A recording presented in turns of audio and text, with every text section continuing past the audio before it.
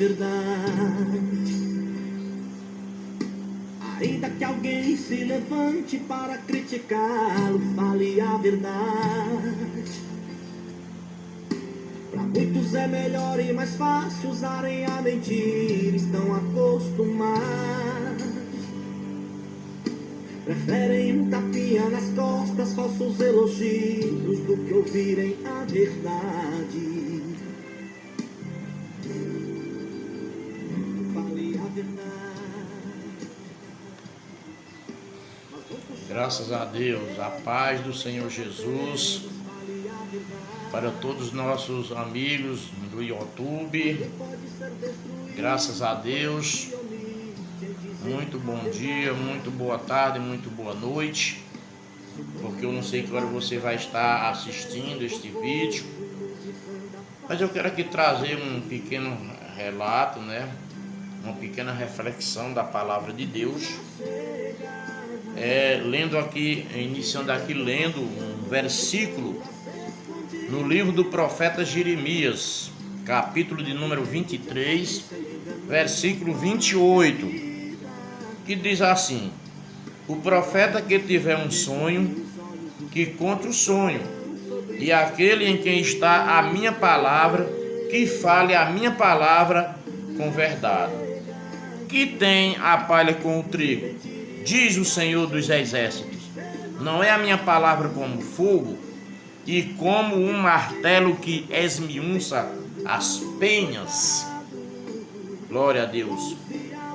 Ou a penha, que é uma pedra. Glória a Deus. Bem, meus amados, com base aqui neste versículo da leitura de Jeremias 23, 28, eu quero trazer aqui uma pequena reflexão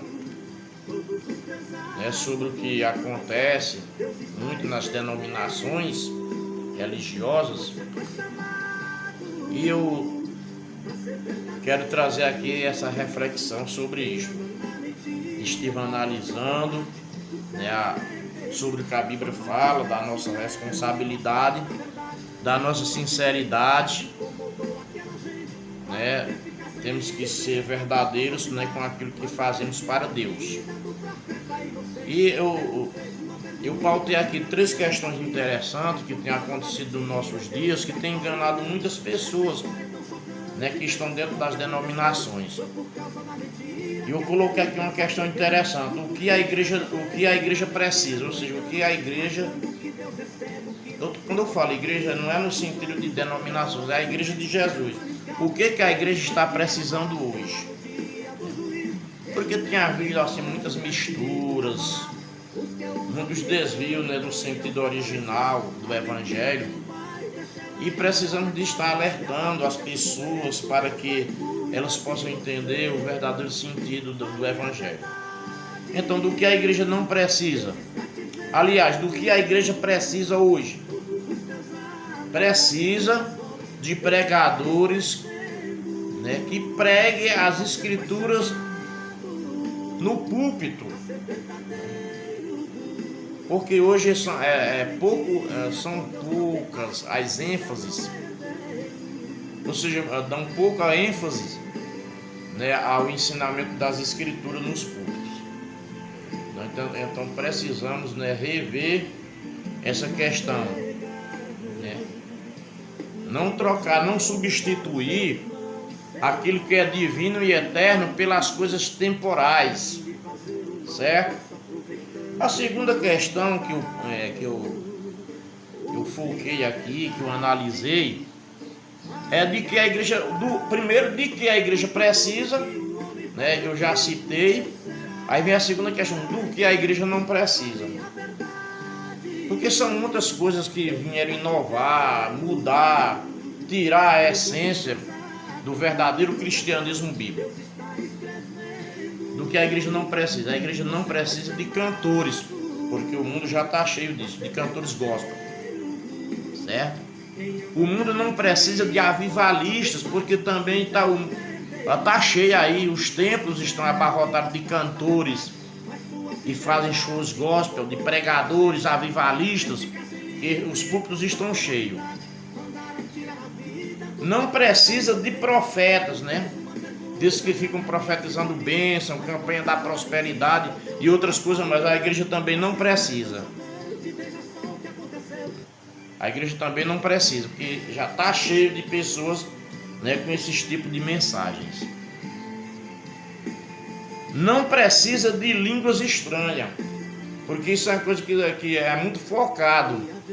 Ou seja, eu falo em outra live, os principais dons, eu falo numa live minha que os principais dons não são colocados em evidência, mas só a língua estranha. Gente, vamos para a realidade de 1 Coríntios 14 sobre os dons.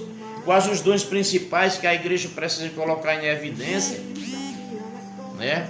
Não apenas, né, línguas, né? Temos que ver essa questão. Então não precisa de língua, porque a igreja está cheia de gente falando língua estranha e ainda vai ser intérprete. Então a igreja não está precisando disso aí. Terceira questão, para nós concluir e encerrar, né, para o vídeo não ficar muito longo, diz assim, ó, a terceira questão. De um certo tempo para cá, mais ou menos 20, 15 anos, né, a mensagem de pregação do Evangelho, a verdade pura e genuína, a verdade cristã original, foi substituída na igreja, né? Ou seja, aquela pregação pura, sincera, vitalícia da Bíblia, foram substituídos pelos barulhos gospels, certo? Por profetas e avivalistas e por barulhos de línguas estranhas. Eu não estou aqui desfazendo de dons, refutando falar em língua, porque é bíblico e é um dom. Mas o que é que as pessoas fazem? As pessoas pegam aquelas coisas de menos importância dentro do cristianismo e colocam em evidência. Porque Paulo vai dizer que não é para proibir língua estranha, mas ele mesmo vai dizer que a língua estranha ela não tem tanta importância na igreja quanto o profetizar, quanto a instrução e quanto ao ensino e à exortação que a igreja precisa. Gente, ao longo da história, pessoas fizeram isso. Colocaram este dom como se fosse o principal, usando como base para várias coisas. Até posições, né, dentro do ministério são colocadas baseadas, né, nessa questão aqui. Né? Então, nós temos que ver a realidade. Falar a verdade bíblica, a verdade pura e a verdade genuína, né? Porque o próprio Cristo ele diz, né, que aquele que diminuir, um tio será diminuído, e aquele que acrescentar, será acrescentado os flagelos na vida deles. Então devemos ter muita responsabilidade com aquilo que nós fazemos para Deus, com aquilo que nós ministramos para o Senhor. Então que Deus abençoe e tenham todos um bom dia na paz do Senhor Jesus.